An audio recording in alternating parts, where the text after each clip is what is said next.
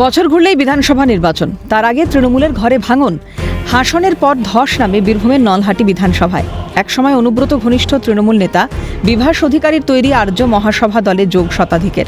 আর্য মহাসভা দলের পতাকা হাতে তুলে নেন তৃণমূলের প্রাক্তন ব্লক কার্যকরী সভাপতি শামসুল হুদা।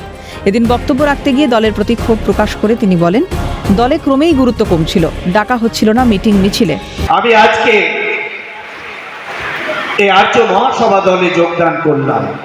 কে যে কোন লেনে আছে সেটা আর বুঝতে পারলাম না। ধীরে ধীরে আমাদের গুরুত্ব কমতে লাগলো, ইভেন আমাদেরকে মিটিং মিছিলেও ডাকা হচ্ছিল না। একসময় অনুব্রত মণ্ডলের ঘনিষ্ঠ বলে পরিচিত ছিলেন বিভাস অধিকারী। প্রাথমিক নিয়োগ দুর্নীতি মামলায় উঠে এসেছিল তৃণমূলের প্রাক্তন ব্লক সভাপতির নাম। অস্বস্তি কমাতে ছেড়েছিলেন দল।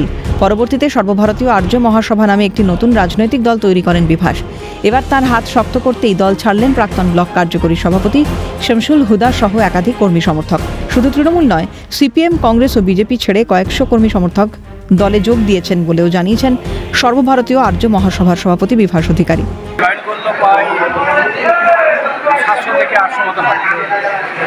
তারা কোন দল?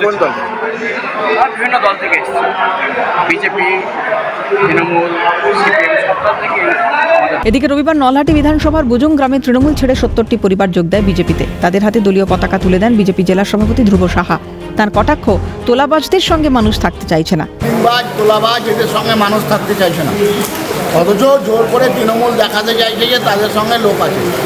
চুরির টাকা কিছু লোকেদেরকে ডিস্ট্রিবিউট করছে। নলহাটি ও হাসন বিধানসভায় রবি ও সোম তৃণমূলে ভাঙন অব্যাহত। অনুব্রত মণ্ডলের সভাপতি পদ যেতেই কি তৃণমূলে ধস? উঠছে প্রশ্ন। ভোরানা চক্রবর্তী রিপোর্ট, ক্যালকাটা নিউজ।